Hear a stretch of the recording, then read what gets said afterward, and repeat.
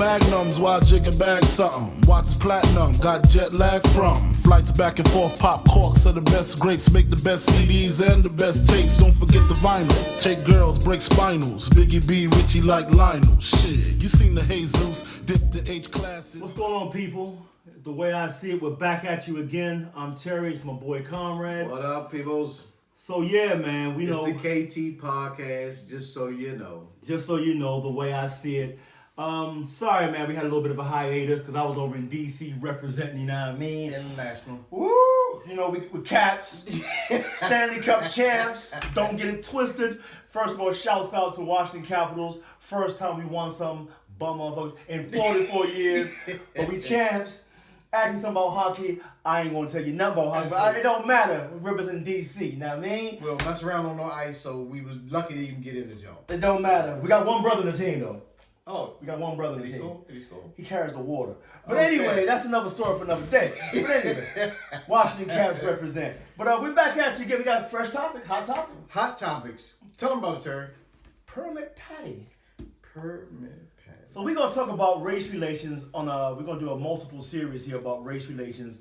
Are we racist or are we just paranoid? Is where we're at. And every time we bring these topics up, something always creeps up in the media to let us realize there's some racist motherfuckers out there. Anyway, Permit Patty, talk to him, dog. Okay, so there's this Caucasian lady. She's walking down the street, and there's a little beautiful little black girl. She's like in California, in USA. Get it straight. In California, and she's in San Francisco, I believe it was. Might have been. Yeah. So the little girl trying to get her hustle on. She's selling water. She's not just out there doing this thing, because she woke up and decided she was gonna do it. Her mother's, supervising and making sure everything's, legit, copacetic. And the white woman comes by and she's complaining about, I guess, the noise because the black girl is, she's trying to get her sell on. She's talking about water. She got water. The woman puts the phone to her ear. She's calling the police. Her and the mother have an interaction about whether or not the girl can sell it. The mother tells Permit Patty, yes, my daughter's selling water. It's in front of my property. And why you involved in it, why you cared. So the woman calls the police and wants to have the little girl arrested. So this video that the mother filmed, it went viral. Come to find out that the woman that's complaining about it is a CEO of is it cannabis oil or a marijuana factory? A marijuana factory. So little girl selling water, the woman's selling marijuana. It seemed like they kind of could have got a conglomeration together, and the little girl could have kept you from getting cotton mouth from all the marijuana. God damn. But they missed out on that opportunity. So I guess what we want to find out is, well, one of my things is, because we had this incident not that long ago where a woman called the people on barbecue.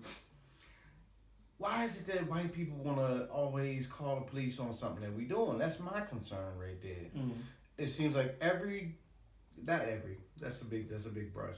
It seems like a lot of Caucasian people feel that they are an extension of the police and want to be monitoring and in control of everything ethnic people do.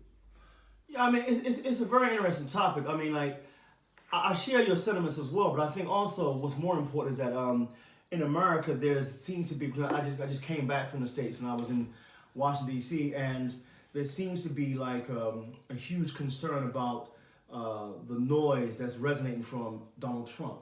You seem like he's becoming a sympathizer for white supremacists, the neo-Nazi movement that's gathering momentum in America. So it's all of that that's kind of coming into the fray. But in this particular instance, it wasn't San Francisco, and the woman owns a medicinal marijuana company. She's actually the CEO of a marijuana company. Medicinal, get it right, medicinal marijuana company. So if you got the good stuff. For your cataracts, you got to go see her, holler at her. She's got a little something for you. And she's the CEO. Now, apparently, this little girl was selling water in front of her home. Her home, it was her property. And her property where the parents live, and she was trying to raise money for the company, for her family to go to Disneyland. See? Apparently. See? And when this video went viral, someone took up the video or took her up on an offer and took her entire family to Disneyland by way of, they felt like it was a bit of racial profiling. Absolutely. Now, going back to what you were saying is that you believe that white America has this stance that they want to be the extension of the police. Yeah, they have to exactly. feel as if... But that's the way I see it. That's the way you see it. This is a podcast, the way I see it. And the reality is, the girl needs a permit, apparently, to sell a product. If you're on the street of America or anywhere, even in England, you got to have a permit of some sort to sell water, donuts, cupcakes, whatever else. And this woman was walking by, so this little girl selling water. Oh, hell no. You ain't got no goddamn permit. What you ate? You can't have no damn job. Let me see your permit before I give you $1 for that water. That water, you got that water from Costco. That's probably 50 cents. And all that kind of shit. All that, yeah. So she felt like, I gotta call the police. And when Patty was being videoed by, I think, the little girl's auntie. And It was the mama. It was the auntie, I believe it was, and she was trying to hide. She hid behind a wall. Like something a 12-year-old would do to be like, I was just waiting for her to do one of them Burt moves off of Soap. Remember Soap? I'm invisible. I'm invisible. You can't see me. That's it. Put that damn camera away. You ain't gonna see nothing today. But I mean, it was really crazy because, you know, you have to ask yourself, what can a little 8-year-old girl, white, black, or whatever, what can an 8-year-old girl do to disrupt your daily activity or your life for you to call the police? How much time you got in your life? How much time you got in your life? That was, this is priority now. I was going. I was to going the to store. I was going to Starbucks. Yeah. Someone, we ain't going. No. We ain't going to Starbucks. No, we're gonna deal with this situation right here. This is the way your girl thinks she gonna be running the world the way she wants. I did something. What kind of life is you living? I'm sorry. And she owned a marijuana plant. She could have made a deal, like you said. Look, I got a marijuana plant. You got bottles of water to get your high together. Get you coming over this 8-year-old to get rid of that. That's gonna help that high. That's it. When you have these munchies, you can get that bottle of water. That's it. Shouts out to Smart Water, by the way, because we're gonna get some of that Smart Water money. But anyway, back to the program. The water should have been used. She could have made a contra deal. It was a hot, and you know the weather's been hot in America lately. The weather was so hot. The little girl just had a brainstorm. Let me go ahead and get my water on. Let me sell my water. But you know what? What really bothers me about this is one of the images for me of growing up was there was always some commercial or movie or something that was advertised, and there was always some little kid that had a stand in front of their house selling lemonade, you know, and all of that was cool. So the girl probably got this from watching some television in America where it was cool to just get on your entrepreneurial and go out and do something that's legal. Right. And you know, she wasn't trying to rob nobody or nothing. So I that's what really bothers me. And she's selling water. She's not selling weed. Yes. Which is now legal in California, by the way. But before that, they used to sell on the corner, especially in San Francisco. That's so it. she wasn't getting a hustle on with the weed selling. She doing water. She was And 8. She was 8. She was 8. So I think the reality is, the way I see it, it was Permit Patty, as a CEO of this company, she's now been denounced by several different companies that used to do business with her, would no longer sell her products. So she shamed herself, and the video went viral to like over 1 million users on Twitter. Yeah. And so it's absolutely blowing up. Hashtag Permit Patty if you want to give mad shout outs to the little girl. Before we get too far, make sure that y'all hit the subscribe button so that y'all can keep in touch with what we're doing. You know, you don't miss out on none of our podcasts because we do them like not as often as we should do. But we're gonna work on that. Why you gonna put my business on the street like that? You know, we're supposed to be part of this thing, man. Throw us under the bus. And what he trying to say was he was being lazy. But anyway, no. But hit the subscribe button, hit the like button, and even hit the don't like button. Whatever you want to do, hit something. Hit something. Let them know you feeling or something. Yeah. If you hating, you still feeling it. That's it. Shakespeare would always say, man, you know, when you hating, that's a form of compliment. So, hey, the brother. Yeah, be a follower. Be a follower. So, Permit Patty, the way I see it, I think Permit Patty has really screwed herself, so she might have to move to another state. Yeah. California about to disbar her membership or something. She done talked herself out of business. Basically, she might have to go to LA or something like that, because, you know, San Fran ain't going to be filling her products. But you know, in Portland, you can do your marijuana thing there. So maybe she want to go to Portland and freeze. You just cold diss Patty. Patty probably said, "Why them brothers don't like? I like black people." But you know what? I tell you what really messed me up is that whenever someone, whenever like, it was like the first thing Permanent Patty said was, I don't even know her damn name. I'm calling a woman Permanent Patty, but ain't the Permanent Patty? She about to be permanently out of a goddamn job. But what we should say, she had this really whack apology. I didn't mean any harm. I like black people. I like the little girl. I shouldn't have approached her. But it was really stupid. She was going the opposite direction. This girl's in front of her house, selling water, and she made herself look stupid. But she knew she was dead wrong because she hid behind the wall. She was dead wrong getting a goddamn phone in the first place. But I mean, like the wall just made her look even more stupid. You know. But at least she didn't. She didn't even have the conviction of the broad that did the barbecue thing. The broad that did the barbecue thing. She kept the phone up to her head, long enough to get brain cancer. Blatantly, yeah. But how about that? But I mean, do you think America is becoming more? Because it leads to our point: is America becoming more racist than it was in the '60s? Is America race, or are we just being paranoid? Or are we just overplaying this shit? So that's a good topic, Terry.